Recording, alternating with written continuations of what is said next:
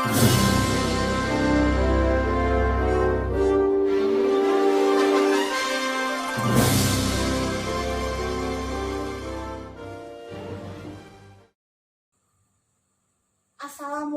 warahmatullahi wabarakatuh.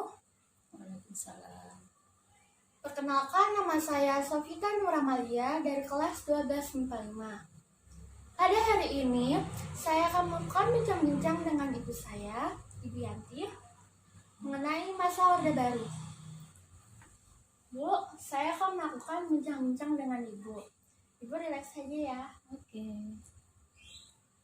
Apakah ibu mengalami masa Orde Baru? Masa Orde Baru yang saya tahu dikenal pada tahun 1966 sampai dengan 1998, sehingga saya ikut merasakan masa Orde Baru tersebut. Siapakah pemimpin pada masa Orde Baru? Pemimpin pada masa Orde Baru adalah Bapak Presiden Soeharto. Kebijakan politik apa yang diterapkan pada saat itu? Kebijakan politik pada zaman masa Orde Baru itu diantaranya kita melakukan pemilu. Pemilu pada masa Orde Baru dilaksanakan pada tahun 1971, 1977, dan sekian dan selanjutnya. Pada masa pemilihan umum tersebut kita menganut asas Luber, langsung, umum, bebas, dan rahasia. Pada masa pemilu tersebut ada 3 partai besar yang dapat dipilih pada masanya, yaitu Partai P3, Partai Persatuan Pembangunan, 2 Partai Golkar, 3 PDI, Partai Demokrasi Indonesia. Mengapa Partai Golkar selalu memenangkan pada pemilu tersebut? Pada masa pemerintahan Orde Baru tersebut, memang masyarakat kita digiring untuk dapat memilih Partai Golkar karena dianggap sebagai partai yang besar yang dapat mensejahterakan rakyatnya. Memang saya akui juga pemerintah ikut andil besar dalam menggiring masyarakat atau rakyat Indonesia untuk memilih Partai Golkar. Program pemerintah apa saja yang ada pada bidang pembangunan?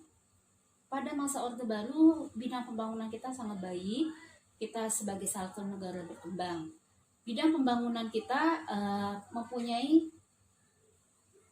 mempunyai repelita yang disebut rencana pembangunan 5 tahun. Repelita ini termasuk kita mengembangkan dalam bidang pertanian, ekonomi, pemerintahan, pendidikan, dan keamanan. Lalu bagaimana program pemerintahan di bidang pertahanan? Mengingat negara Indonesia sebagai negara yang besar, negara yang terbentang kepulauannya dari Sabang sampai Merauke dan terdiri dari beratus-ratus pulau atau beribu pulau malah ya, kita pastinya memerlukan pertahanan dan keamanan yang kuat.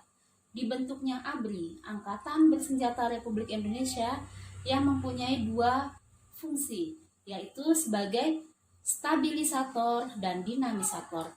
Stabilisator artinya pemerintah akan mempunyai daya upaya menegakkan keamanan negara Indonesia untuk mempertahankan kepulauannya dari Sabang sampai Merauke tersebut.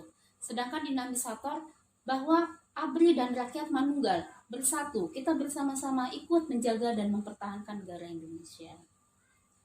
Bagaimana hubungan antara Indonesia dengan luar negeri? Hubungan Indonesia dengan luar negeri menganut asas bebas dan aktif. Artinya negara Indonesia tidak memihak negara yang sedang bertikai.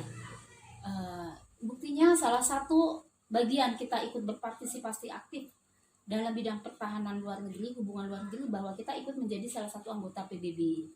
Kemudian kita pun menjadi anggota KTT non-blok, menjadi salah satu anggota OPEC, menjadi salah satu negara anggota IGGI.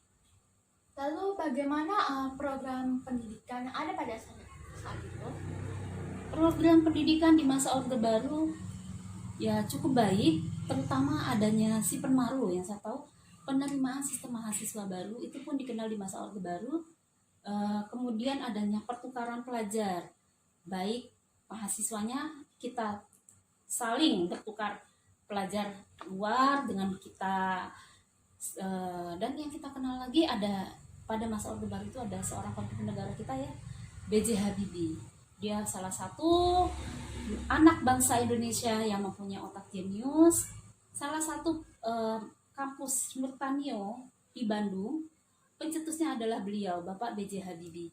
Sehingga dia mampu menciptakan teknologi pesawat terbang untuk negara Indonesia. Nah, ini pertanyaan terakhir nih Bu. Ya. Dari kebijakan tersebut, apakah memberikan dampak bagi negara Indonesia? Pastinya, semua kegiatan pembangunan yang ada di Indonesia akan menimbulkan dampak yang baik atau dampak yang positif. Artinya pembangunan itu memberikan kesejahteraan bagi rakyat Indonesia, baik di bidang pertanian, ekonomi, pendidikan, dan pertahanan. Kemudian kalau dampak negatifnya, pada masa yang saya tahu juga ya, pada masa Orde Baru memang untuk mengembangkan pendapat atau pikiran agak terkekang, tidak seperti zaman sekarang yang kita bebas aktif mengeluarkan pendapatnya. Kemudian pada masa Orde Baru pun pemilu hanya memilih dari partai politiknya saja, sedangkan di masa sekarang pemilu bisa memilih presiden secara langsung. Demikian, Nak.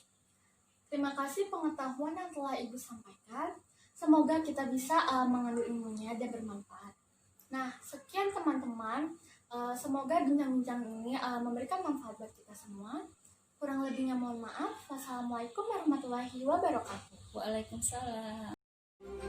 Patriot proklamasi sedia berkorban untukmu. Pancasila dasar negara, rakyat adil maupun sentosa. Pribadi bangsaku, ayo maju, ayo maju.